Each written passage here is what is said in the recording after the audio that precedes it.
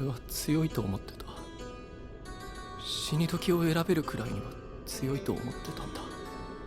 でも違った。俺は弱い。 Salut la team, c'est Doudou Reviews, j'espère que vous allez bien. On se retrouve aujourd'hui pour la reprise des reviews des chapitres de Jujutsu Kaisen.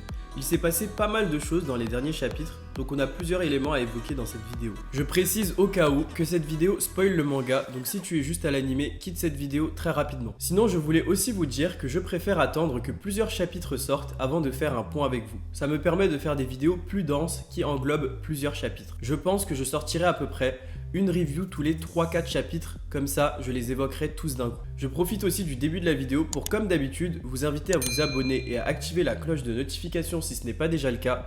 Beaucoup d'entre vous regardent mes vidéos sans être abonnés. On parle de Jujutsu Kaisen et de Shingeki no Kyojin tous les mois sur cette chaîne. Pour résumer la situation, Yuji, Megumi et Panda tentent activement de rentrer en contact avec Kinji Akari. Ils souhaitent que Akari se joigne à eux lors de la traque mortelle pour tenter de sauver Gojo Satoru. Alors que Yuji s'est infiltré au sein du Fight Club tenu par Akari, Panda et Megumi sont face à Kirara qui les a démasqués et qui tente de les neutraliser. Lors du chapitre 155, Akari démasque à son tour Yuji et l'attaque sans prendre le temps de l'écouter. Du côté de Megumi et Panda, c'est pareil. Kirara ne semble pas vouloir les écouter. On a donc deux affrontements très intéressants car les techniques occultes de Kirara et d'Akari restent très mystérieuses. Akari est un personnage dont on nous parle depuis le début de Jujutsu Kaisen. Il est annoncé comme étant un personnage extrêmement puissant.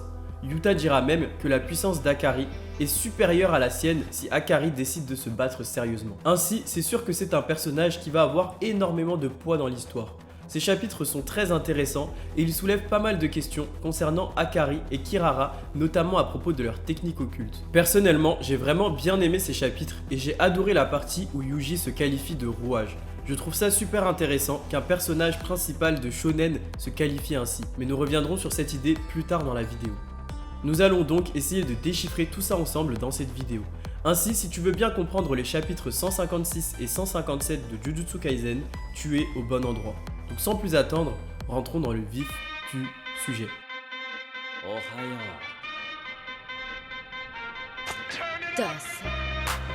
Hello, everybody.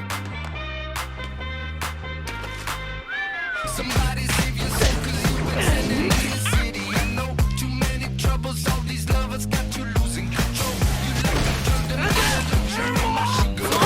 I want the good life every good night. You're a hot one, girl. 'Cause you don't even know. I can make your hands clap. I can make your hands clap. Every night when the stars come out, am I the only living soul around? Need to believe you could hold me down. 'Cause I'm in need of something good right now.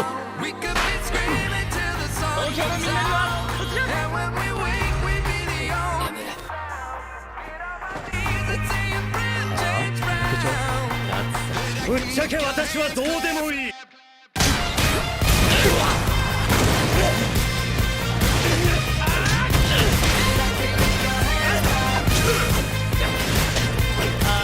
なんだこれが。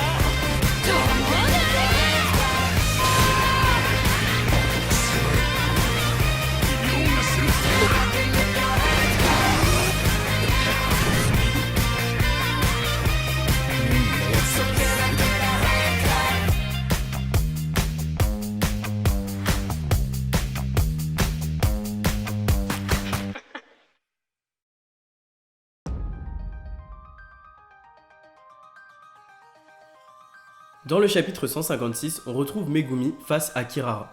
Megumi vient d'invoquer ses lapins de diversion. Il remarque que les lapins sont marqués par une étoile qui porte le nom Acrux. Il remarque ensuite que sur la porte du local où se trouve Akari, il y a la marque d'une étoile qui porte le nom Gacrux. Ces marques font partie de la technique occulte de Kirara. Megumi pense que ces marques sont la raison pour laquelle lui et Panda n'arrivent pas à s'approcher du local. Il demande à Panda s'il a une étoile marquée sur son corps. Et Panda s'aperçoit qu'il a l'étoile Imai gravée sur son corps. Étoile qu'on pouvait déjà apercevoir au chapitre 154. Megumi regarde ensuite son propre corps et il est marqué par l'étoile Acrux, la même que celle présente sur les lapins qu'il avait invoqués. En effet, cela s'explique par le fait que les yeux de Kirara lui permettent de directement marquer l'énergie occulte. Par conséquent, en marquant Megumi, elle a marqué tous les familiers de Megumi car ils sont le produit de son énergie occulte. Megumi commence ainsi à théoriser que la technique occulte de Kirara se base sur les constellations et plus précisément sur la Croix du Sud. Mais qu'est-ce que la Croix du Sud? Qu'est-ce que cela signifie? La Croix du Sud est une petite constellation de 4 étoiles dans l'hémisphère sud. Les étoiles sont Imai, Acrux, Mimosa et Gacrux. Kirara utilise ce concept comme technique occulte, il peut ainsi marquer des objets ou ses opposants à partir de ces étoiles, et les oblige à rester dans une certaine disposition, la disposition correspondant à la constellation de la Croix du Sud. Panda se dirige ensuite vers Megumi, et c'est là que ça commence un peu à se compliquer. En effet, lors du chapitre 154, on avait l'impression que ni Megumi ni Panda ne pouvaient se déplacer. Megumi dira qu'il ne peut se séparer du chien de jade. Il semblait que Kirara les avait piégés dans la position de la Croix du Sud. Mais on peut observer que Panda peut aller vers Megumi. Et c'est là que Akutami rajoute une nouvelle information à propos de cette technique. Récapitulons les étoiles que nous connaissons pour l'instant. Gacrux correspond à la porte. Acrux correspond à Megumi. Imai correspond à Panda. Et Mimosa... Et concernant Mimosa, la réponse nous est encore inconnue pour l'instant. La réponse la plus évidente serait que Mimosa correspondent à Kirara, mais on va très vite comprendre que ce n'est pas le cas. En effet, Kirara représente clairement l'une des étoiles de la constellation, mais ce n'est pas Mimosa. Il semblerait qu'il doit y avoir une 5e étoile. Mais comment peut-on confirmer cela? On sait que Panda peut aller vers Megumi. On sait que Kirara peut aller vers la porte du local où se trouve Akari. Ainsi, cela signifie que ni Panda ni Megumi ne peuvent aller vers Kirara ou la porte, et que Kirara ne peut pas aller vers Panda ou vers Megumi. Il faut se le visualiser comme deux paires qui se repoussent continuellement. Il faut garder à l'esprit que c'est une constellation, par conséquent, il doit y avoir une autre étoile pour connecter les deux paires. Comme Megumi l'explique, il faut respecter un certain ordre pour pouvoir se déplacer. Megumi pense ainsi qu'il y a une 5e étoile, mais il reste confus car il pensait qu'il n'y avait que 4 étoiles dans la Croix du Sud. Cela était vrai, mais depuis 2017, le WGSN a approuvé le nom Guinan pour la 5e étoile de la constellation de la Croix du Sud. On comprend ainsi dans ce chapitre que Kirara représente l'étoile Guinan et que Mimosa représente un objet quelconque. Megumi découvre cela car il comprend qu'une étoile ne peut se déplacer qu'en suivant l'ordre des étoiles préétabli. Et cet ordre préétabli est basé sur l'éloignement de cette étoile par rapport à la Terre. Voici le schéma des étoiles par rapport à leur distance à la Terre. Chaque étoile peut s'approcher de l'étoile qui la suit d'après cet ordre. Ainsi, Imai représenté par Panda peut aller vers Acrux représenté par Megumi. Acrux peut aller vers Mimosa, l'objet quelconque comme on l'a vu dans le chapitre. Et Mimosa peut aller vers Jinan représenté par Kirara. Et enfin, Jinan peut aller vers Gacrux, la porte du local. C'est ainsi que Megumi comprend qu'il doit aller récupérer Mimosa pour s'approcher de Jinan, c'est-à-dire Kirara. En gros, la technique de Kirara lui permet de marquer les objets ou les gens à partir de leur énergie occulte. Et grâce à ces marques, il peut disposer des déplacements de toutes les personnes ou les objets qu'il a marqués. Ainsi, il peut attirer et séparer des personnes ou des objets à sa guise. Personnellement, j'ai bien aimé ce chapitre et j'aime vraiment bien la technique de Kirara. Sa technique occulte est pleine de références et assez complexe et je trouve ça assez stylé. Ça me fait un peu penser à Hunter x Hunter. Akutami montre vraiment que les techniques occultes peuvent être très complexes. D'ailleurs, il y a pas mal de foreshadowing qui permettaient déjà de comprendre la technique de Kirara. Par exemple, on a la marque sur les fesses de Panda au chapitre 154, on a l'étoile Gacrux marquée sur la porte du local au chapitre 154, et surtout le nom complet du personnage, Oshikirara, qui signifie littéralement étoile filante. Cela nous emmène donc au chapitre 157.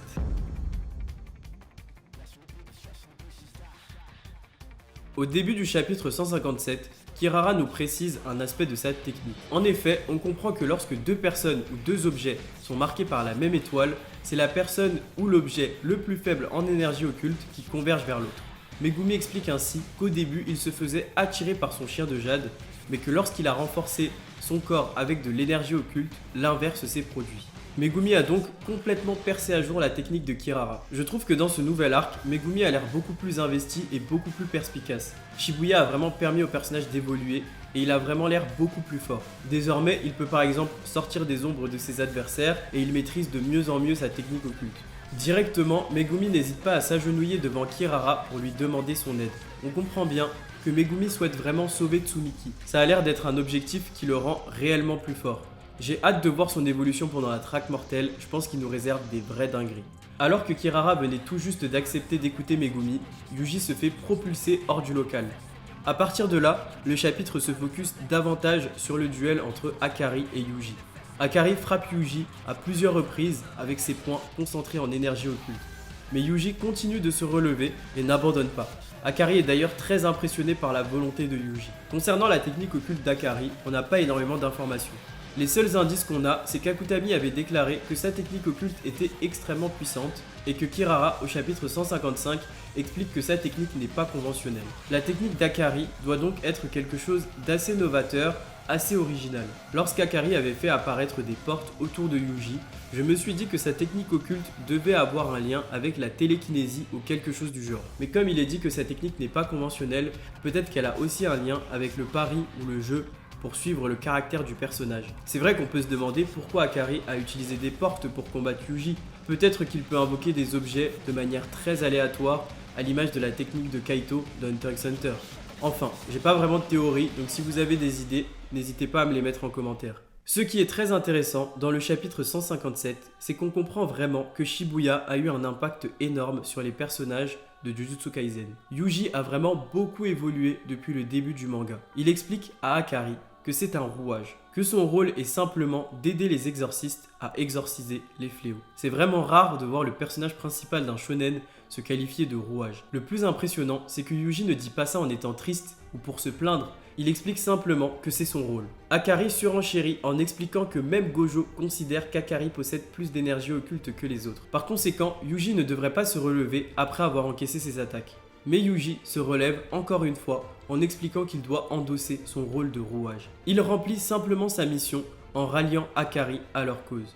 Yuji montre ainsi sa détermination à Akari et lui demande quel est son rôle à lui. À ce moment-là, la volonté de Yuji intéresse Akari et il décide d'accepter de les écouter. Il précise quand même que c'est un accord donnant-donnant, donc à voir ce que Akari souhaitera de son côté.